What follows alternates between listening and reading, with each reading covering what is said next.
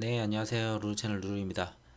오늘 좀 영상을 보통 일요일날 찍긴 하는데, 제가 좀 일정이 있어가지고, 토요일날 찍다 보니까 내일 이제 좀 나오는 뉴스들이 새로운 게 있다면은 그 부분은 좀 따로 참고를 하셔야 될 것 같아요.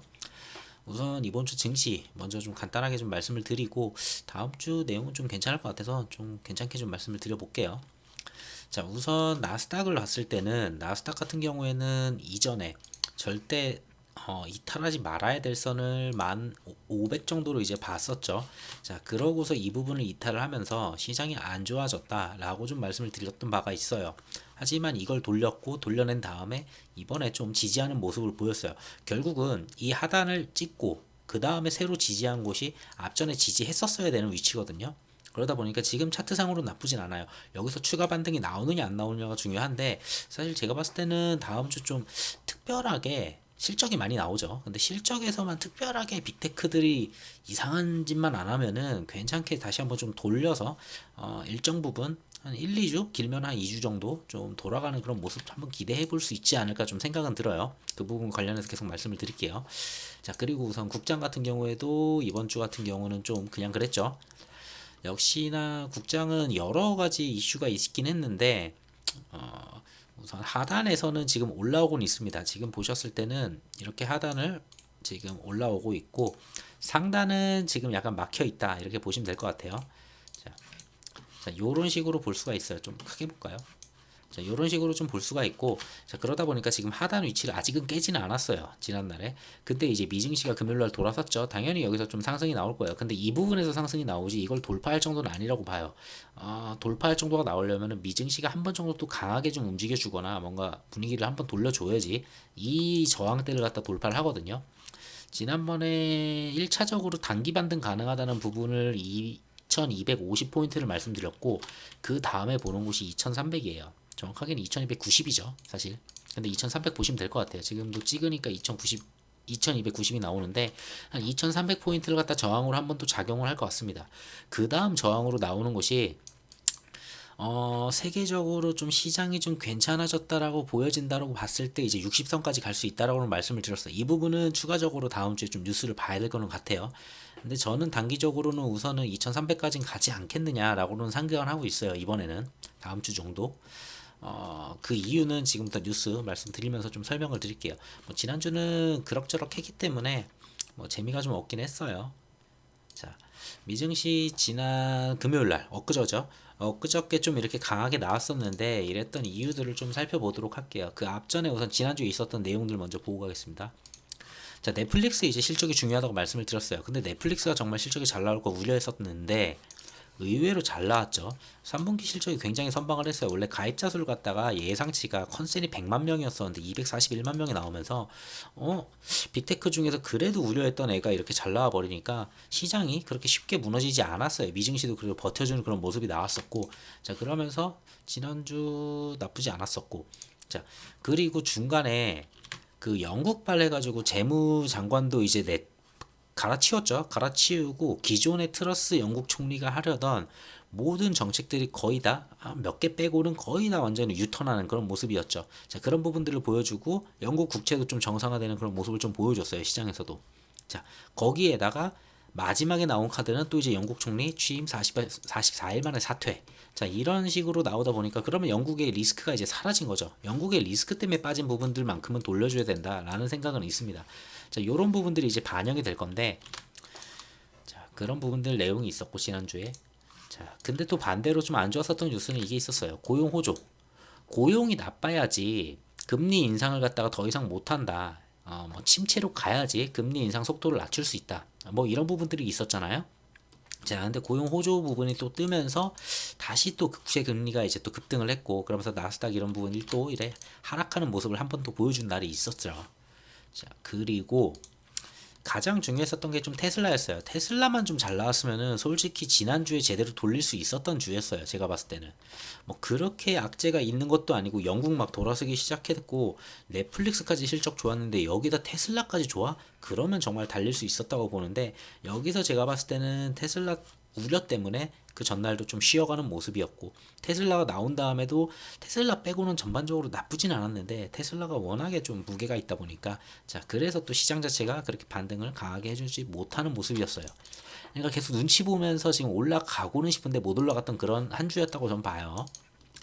자, 그리고 또 한 가지는 악재로는 이제 엔화가 이제 150엔을 갖다가 이제 붕괴를 했고, 위안화 같은 경우에도 14년 만에 지금 최저치다 이러면서 지금 미국의 금리 인상이라는 것 때문에 지금 전 세계가 굉장히 많이 힘들어하고 있어요. 그걸 갖다 방어하기 위해서 원래는 환율 개입을 안 하는데 환율 개입을 많이들 하고 있어요. 어쩔 수 없이 정부에서도 이대로 가면은 전부 다 죽다 보니까 자 이런 부분들이 있었고, 자 이런 부분들이 우려가 되다 보니까 당연히 시장에서도 국장에서도 이렇게 매수 심리가 막 살아나진 않았어요. 자 근데 이거를 일본이 좀 돌려냈거든요. 자 일본 정부가 좀 강하게 개입을 했고 엔달러 환율이 140엔까지 떨어졌습니다. 자 이게 얼마만큼 떨군 거냐면은 자 이게 30분 봉이에요. 자, 일본 정부가 금요일날 개입을 했거든요. 금요일날 이제 밤에 이제 개입을 했는데, 자, 152불 막 이렇게 넘어갈 때부터 이제 개입을 해가지고 쫙 떨굽니다. 그래서 140엔까지 이렇게 떨구는데, 환율을 이 정도 떨군다는 거는 정말 쉬운 일이 아니에요. 자, 이만큼을 갖다가 확 떨구는 그런 모습을 제대로 보여줬고, 자, 일본이 이렇게 개입했을 때, 그러면은 이걸 떨구려면은 당연히 필요한 건 달러예요. 그럼 달러를 쏟아 부어야 되는 건데 가지고 있는 달러를 자 그거를 그냥 쏟아 부었겠느냐 생각을 해보면은 그렇지는 않을 거라고 봐요. 지금부터는 약간 제 추측이 좀 들어가긴 하는데 자 세계 최대 미국채 보유국이 지금 일본이거든요. 근데 일본이 지금 계속 죽겠다 하고 있고 얘네는 솔직히 금리 인상을 할 수가 없는 국가예요. 지금 상황상 얘네가 가지고 있는 부채나 이런 걸 봤을 때는 그래서 금리 인상을 안 하고 있죠. 얘네는 계속 동결 이런 식으로 가고 있고 거의 0% 계속 가고 있는데 자 얘네가 가장 많이 가지고 있는 게 미국채인데 자 7월에만 해도 1조 2천억 정도가 되죠. 자 근데 7월부터 해가지고 금리 인상을 너무 빨리 하니까 얘네는 금리 인상을 못 하니까 결국은 국채를 팔아먹기 시작해요. 미국채를 갖다 팔아먹기 시작을 했는데 이 속도가 천천히 계속 늘어나고 있습니다. 국채를 팔고 있는 속도가. 그러면 미 국채를 갖다 계속 팔아먹는다는 거는 자, 미국채의 금리가 올라간다는 얘기거든요. 그러면은 이거를 봤을 때는 국채 금리를 봤을 때 그날 이제 금요일 날 같은 경우 보게 되면은 자, 20년, 30년 물에서 유독 튀는 모습이 나와요. 자, 일본 정부에서 미국채를 갖다가 팔아 먹었을 가능성이 전 높다고 봐요. 그리고 여기서 팔게 되면은 달러를 얻죠. 그 달러로 엔화를 방어를 하는 거예요. 그래서 엔화를 다시 떨군 거고 자, 일본이 가지고 있는 채권이 워낙 많다 보니까 저걸 갖다가 쏟아붓게 되면은 미국도 힘들어져요. 미국이 저걸 다 받아내야 되고 그러면은 채권 시장이 굉장히 요동을 칠 거예요. 미국마저도. 자, 그래서 일본이 저 정도 움직인다 했을 때는 당연히 미국도 뭔가 방향을 좀 그대로 계속 스탠스를 유지하면서 금리 인상 우린 계속 해야 돼. 강하게 해야 돼. 이렇게 가긴 좀 어렵다고 봐요. 거기다가 바이든 중간 선거도 있죠. 바이든도 지금 중간 선거가 좀 이따 말씀드리겠지만 상황이 좋지는 않아요. 여러모로 다 상황이 좋지 않다 보니까 이제 슬슬 다른 연준들에서 조금씩 얘기가 나오고 있어요. 시카고 연은 총재 같은 경우에는 금리가 너무 높으면은 지나친 너무 높으면 안 된다 이런 식으로 지나치다 이런 식으로 비관론 이제 슬슬 나오기 시작하죠. 그리고 샌프란시스코 연은 총재 같은 경우에도 단계적으로 이제 축소를 해야 된다. 그러니까 금리 인상을 갖다 지금 당장 멈추자는 건 아니에요. 그렇다고 금리 인하를 하자는 것도 아니고 그러니까 올리려는 그 폭을 갖다가 조금 속도를 유지를 하자. 이러면서 이제 속도 조절론이 조금씩 지금 연준 내에서 계속 나오고 있어요. 그 외에도 당연히 더 올려야 된다는 애들도 있기는 하죠. 근데 이제 전에는 전부 다 매파적이었다면은 지난번에 점도표를 보면 알 거예요. 점도표 보면은 진짜 다 매파적이었어요. 근데 이제는 조금씩 돌아서는 친구들이 있다라는 게 참 다행인 거는 같아요. 자, 요런 식이고 그러면서 슬슬 뉴스들이 나오죠. 다시 힘받는 미국 금리 인상, 속도 조절론. 연준 이번엔 정말이냐? 근데 저는 이번엔 정말일 것 같아요.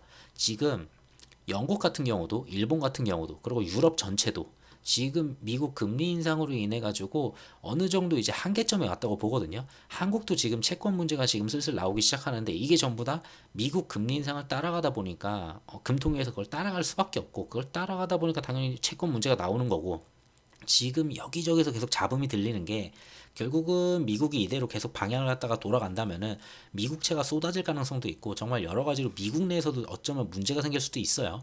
자, 이런 상황에서 그럼 바이든이 중간 선거를 한다? 당연히 좋진 않아요. 계속 금리 인상하는 것도 좋진 않고 당연히 이제 우선 표를 받아야 되니까. 자, 이런 걸 봤을 때는 제가 봤을 때는 이제는 조금은 살려주는 모습이 잠시는 나올 거예요. 근데 완전히 살려주려면 당연히 CPI나 이런 지표들이 당연히 받쳐줘야 되겠죠.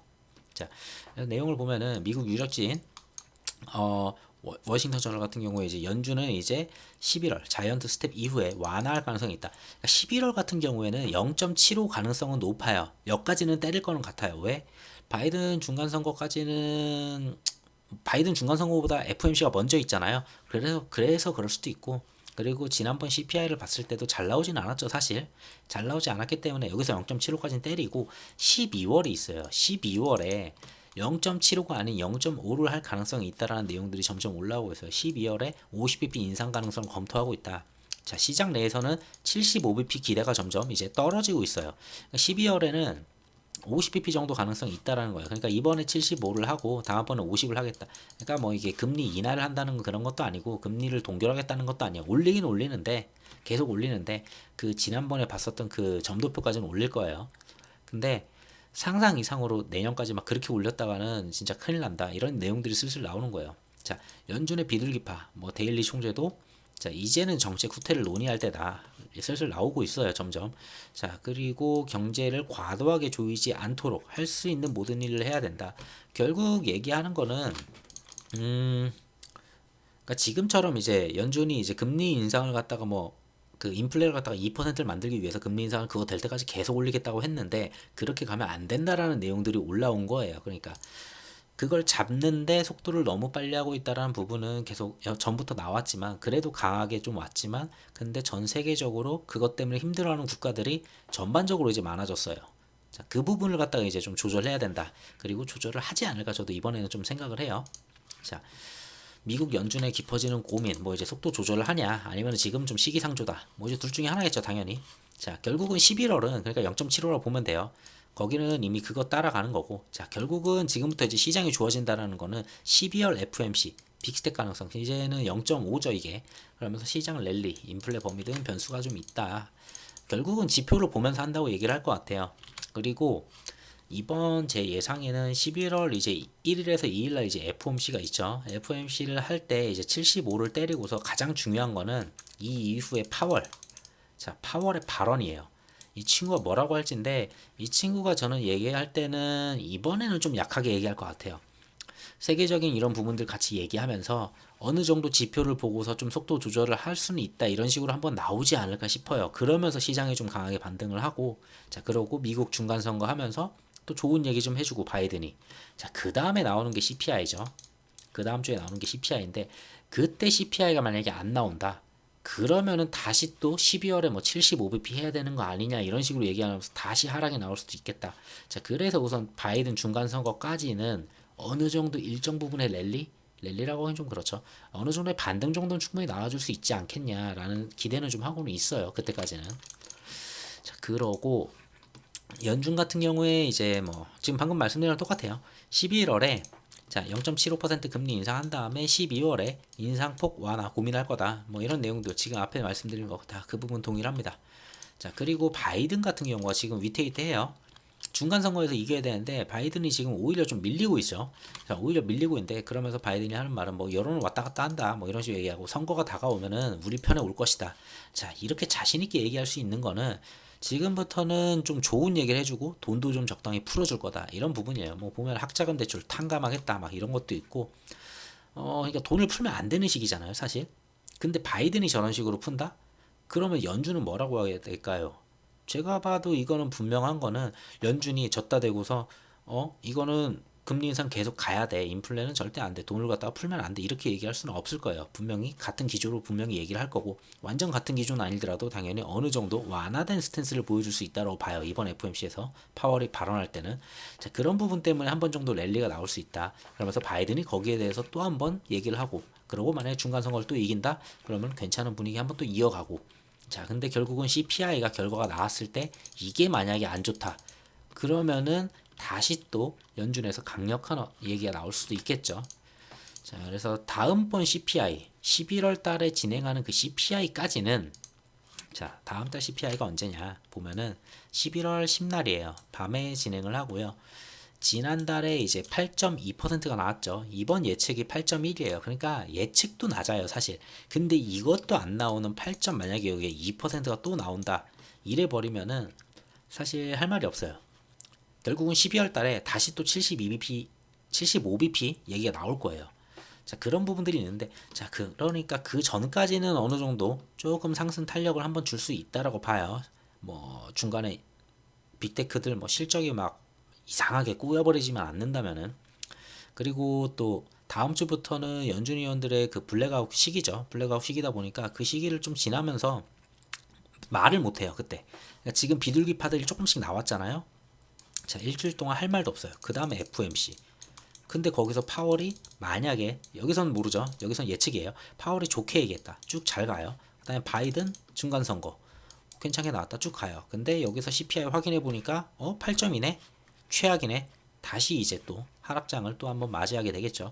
그래서 요 구간 안에는 파월 발언만 그렇게, 파월 발언이 나쁘진 않을 것 같은데, 바이든이 어차피 파월 갖다 찝은 거니까, 자, 어차피 스탠스는 맞췄을 것 같아요.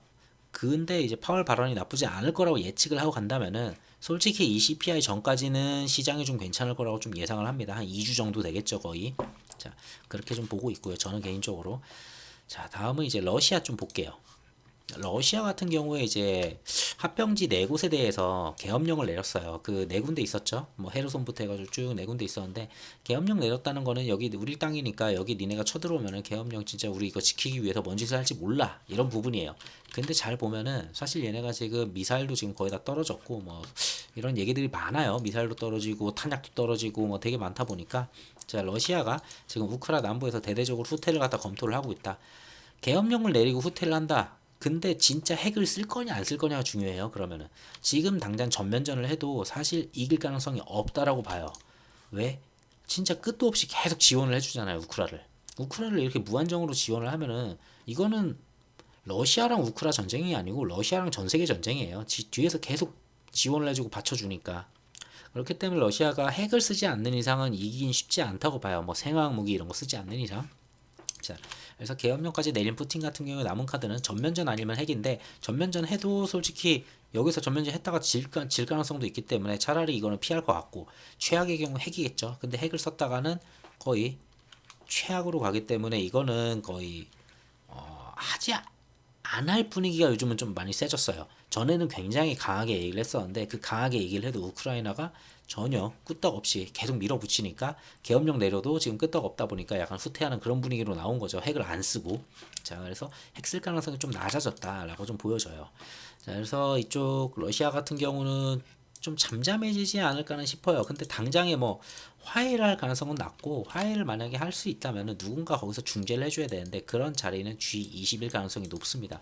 그래서 11월 달에 이제 G20에서 어떤 일이 좀 나오는지, 그래서 러시아 이게 좀 잠잠해지는지 좀 봐야 될 것 같은데, 뭐 바이든이 푸틴을 만나지는 절대 않겠다 뭐 이런 내용들이 있다 보니 잘 풀릴까 이런 생각은 들어요. 그래서 우크라이나가 기존에 있었던 지역들 전부 다 만약에 다 가져왔다. 자, 그 다음에 어떤 식으로 러시아가 다 포기를 하는지, 핵도 안 쓰고 포기를 한다. 그러면서 전쟁이 이제 종료가 되는지 한번 지켜보면 될 것 같습니다. 뭐 최악의 경우에 핵을 쓰겠죠. 그거는 솔직히 아무도 모르는 거니까 그거는 어쩔 수 없는 부분이라고 보여요. 자, 그리고 중국 같은 경우에 지난주에도 말씀을 드렸지만 당대회가 진행이 됐고, 결국은 오늘 날짜로 해가지고 시진핑이 세 번째 5년 임기를 확정을 했어요. 이 이야기는 3년임에 성공을 했고, 자, 거의 지금 앞전에 있었던 분들보다 훨씬 많이 하죠. 자, 근데 이제 내일 봐야 되는 중요한 내용들이 있어요. 이거는 따로 뉴스를 좀 찾아보시면 될 것 같아요. 가장 중요한 거는 중국 GEV 7명, 그 최고위원들이거든요. 7명 중에 4명 정도를 교체할 예정이에요. 뭐 왜냐면은 지금 나이가 돼가지고 이제 나오고 막 이런 분들이 있어요. 그리고 뭐 리커창도 이제 내려오고, 자, 그런 분들이 있는데, 가장 중요한 거는 시진핑계가 장악을 하느냐예요.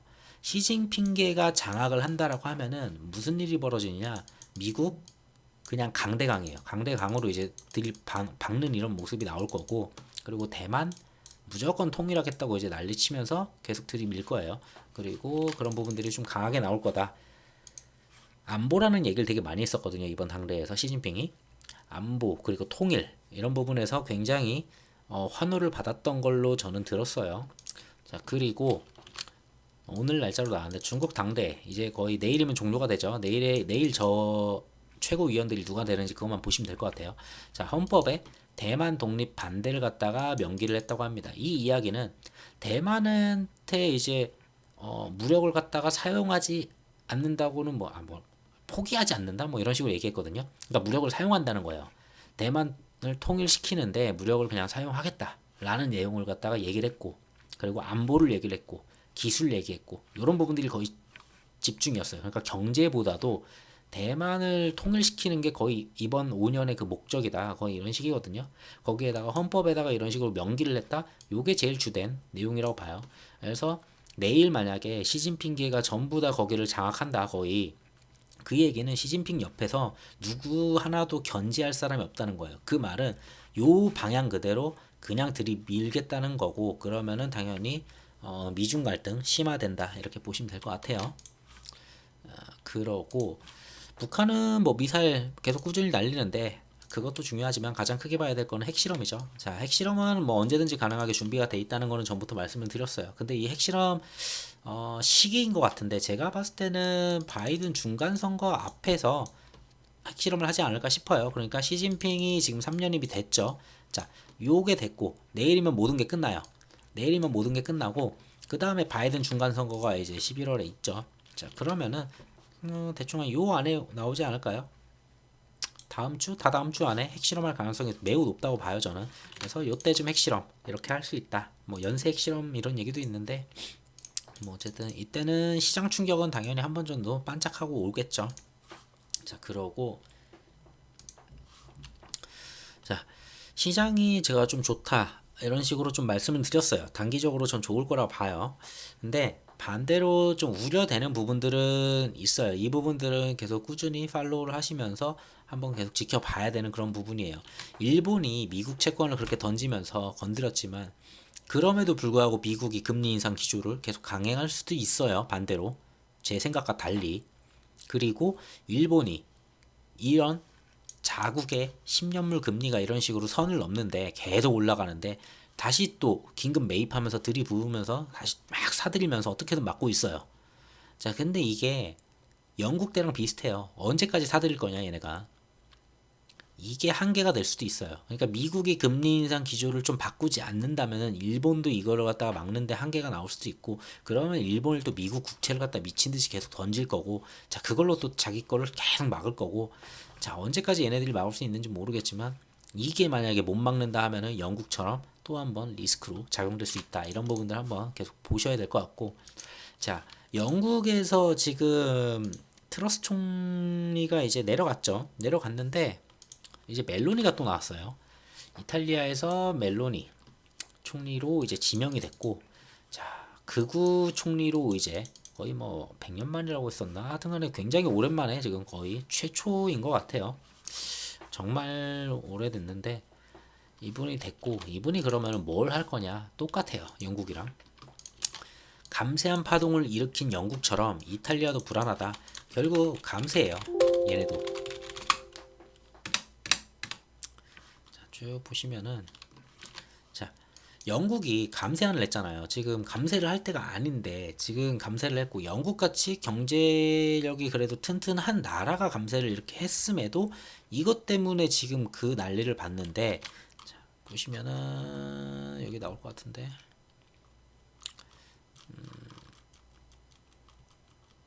이탈리아도 지금 감세를 갖다 얘기를 하고 있거든요. 자, 지금 이 뉴스가 아닌가 보네요. 잠시만요. 자, 유럽 재정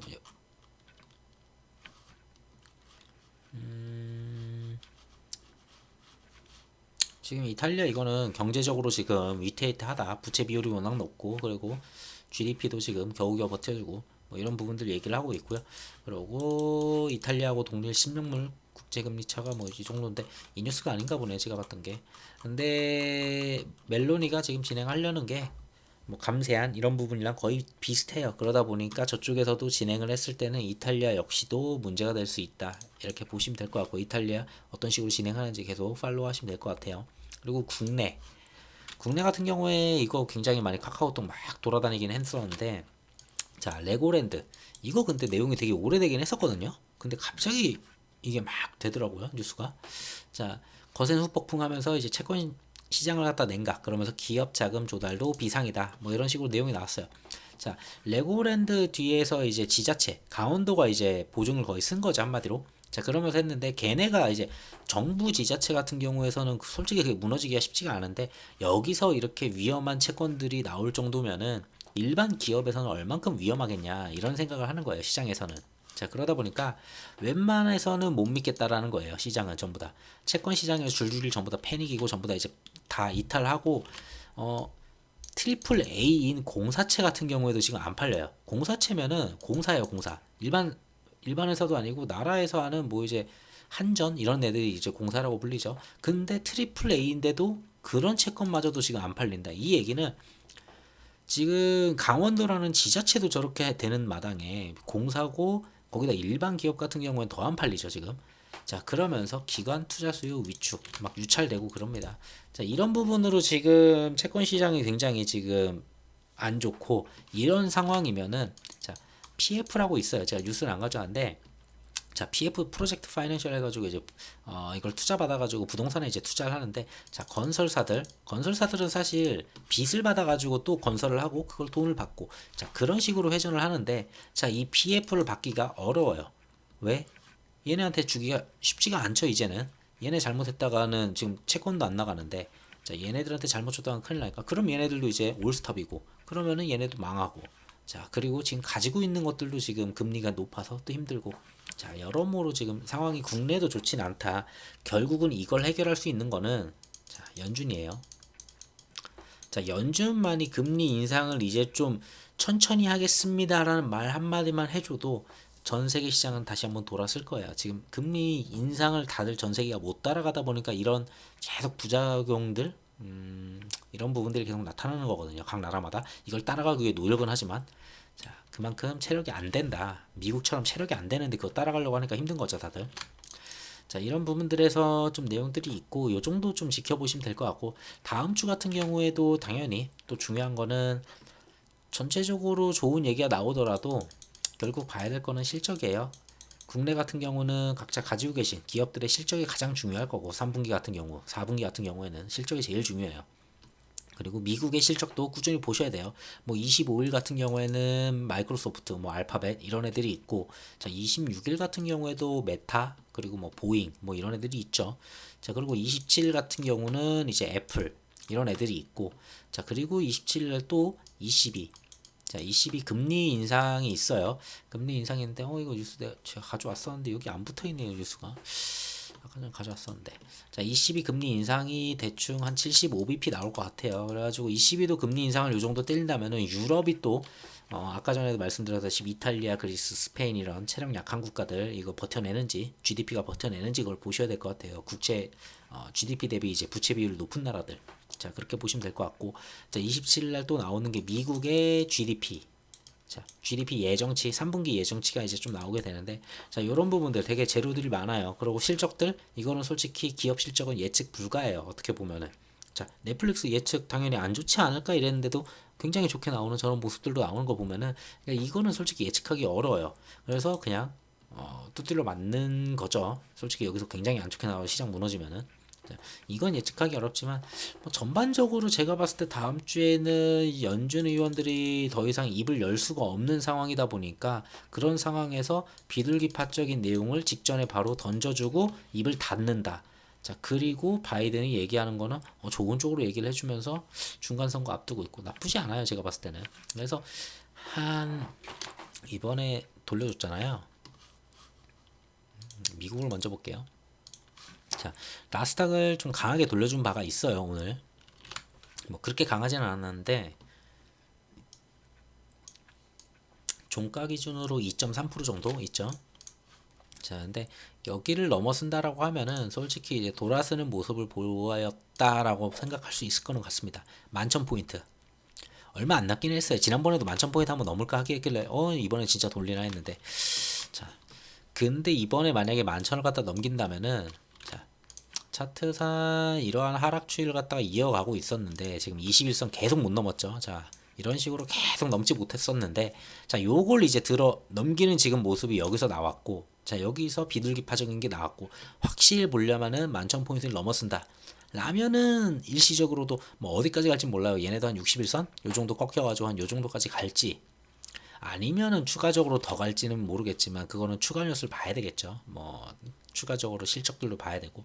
자, 우선 가장 주요 있게 보실 자리는 1500포인트를 이탈하는지, 그러면은 하락으로 이제 간다라고 좀 생각을 할 수 있겠고, 자, 11,000포인트를 넘어선다 이러면은 일시적이겠지만 CPI를 봐야 되겠죠. CPI는 저는 다음 달 CPI는 안 좋을 거라고 봐요. 솔직히 에너지 부분이 올라왔기 때문에 그 부분 제대로 못 잡아서 이번에 가지고 있는 미국이 그 원유를 풀었음에도 불구하고 그렇게 하락하는 모습이 안 나왔거든요. 아직도 80불대. 자, 그래서 그렇게 좋을 것 같지는 않아서 거기까지는 기대는 안 해요.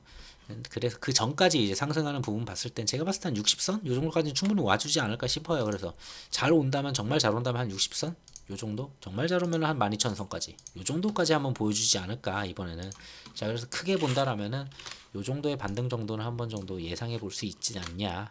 그래서 미국장 계속 11,000이냐 1500이냐 요것만 좀 보시면 될 것 같고, 국장 같은 경우는 어차피 좀 따라갈 거예요. 근데 국내 이슈들도 많죠. 채권 이런 부분들 결국은 연준이 좀 돌아서는 모습이 나와야지 정확하게 시원하게 좀 갈 것 같은데, 그래도 미장을 좀 많이 따라가니까 미장 좀 돌았으면 우리도 돌았지 않을까.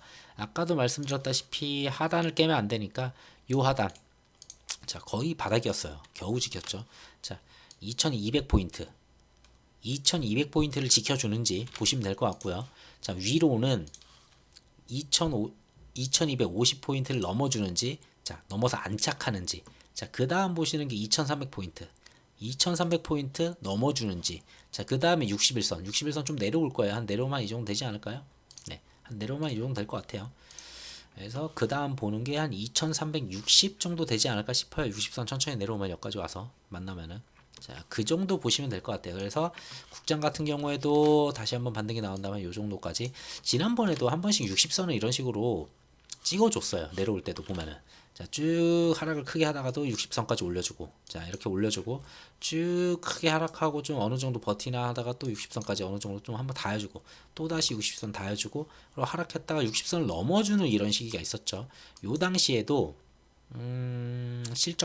실적이 좀 괜찮았었죠. 실적들이 좀 괜찮으면서 이런 식으로 나왔는데, 자, 이번에도 한 60선까지는 좀 볼 수 있지 않느냐. 거기에 추가적으로 더 가는지는 그때 가서 보시면 되지 않을까 싶습니다. 자, 그래서 최근 외국인들도 좀 괜찮게 들어왔거든요. 시장 자체 외국인들도 거의 12일, 13일 거의 가까이 계속 순매수로 들어왔기 때문에 그 부분도 나쁘지 않고, 기관도 그렇고, 그리고 하방으로 봤을 때는 그 증한 펀드 있죠. 증한 펀드 같은 경우에는 뭐 한 2100, 2000 이 정도 되면은 들어온다는 얘기가 있어요. 2000포인트 오면은 거의 들어온다는 얘기고, 뭐 2100 깨면은 공매도 금지한다 이런 내용이 있다 보니까 여기는 안전 지지를 갖다가 보험을 갖다 들어놨다 이렇게 생각을 할 수 있는 그런 부분이에요. 그러다 보니까 쉽게 깨지지는 않을 거다라고는 생각이 들어요. 그 얘기는 여기서 어느 정도 돌려주고 다시 재하락을 하더라도 최소한 2000 여기를 지켜주지 않을까. 근데 뭐 그것까지 보려면은 그 다음 지표들 봐야 되겠죠. 그것까지 예측하기는 아직은 어렵고, 단기적으로 그냥 다음 CPI 나오는 11월 12일인가요? 언제였지? 아까 전에 보여드렸는데 12일일 거예요. 11월 12일까지 여기 있는데 죄송합니다. 12일이 아닐 텐데 다시 볼게요. 언제였지? 어디 갔지? 여기 있네. 11월 10날이군요. 11월 10날. 11월 10날 월요일이네요. 자, 요때가 또 10월이네. 달력을 펴놔야 되겠어요. 자, 11월 10날 요때까지는 좀 괜찮지 않을까 싶어요. 요때가 이제 FOMC고, 이때 파월의 발언이 제일 중요하고, 이때 파월이 좀 괜찮게 얘기해주면 랠리 한번 오겠죠. 또 추가 랠리. 자, 요쯤 그 주에는, 첫째 주에는 이제 좀 추가 랠리 좀 나올 것 같고, 그 다음에 이제 CPI 이제 우려로 이제 적당히 눈치 보다가 CPI 결과 보고 방향성 잡고, 그 다음에 CPI가 안 좋으면은 뭐 연준들도 이제 매파적으로 또 떠들 거고, 12월에 또 강하게 해야 된다. 그러면 좀 시장 좀 출렁이겠죠. 그래서 저는 여기까지는 좀 좋게 볼 수 있지 않냐. 그래서 요주까지는 제끼더라도 요거죠, 요주 제끼더라도 요주 있죠, 요주. 이번에 남아 있는 게 요만큼. 딱 2주. 자, 딱 2주 동안은 좀 괜찮지 않을까, 반등이 좀 나오지 않을까 좀 기대를 해봅니다. 자, 그렇게 말씀드리도록 할게요. 내일 어차피 일요일 날인데 뭐 거기서 뭐 추가 내용들이 뭐 다른 게 좀 센 게 나오는지 그런 부분들은 따로 좀 지켜보시면 될 것 같습니다. 영상 들어주셔서 감사합니다.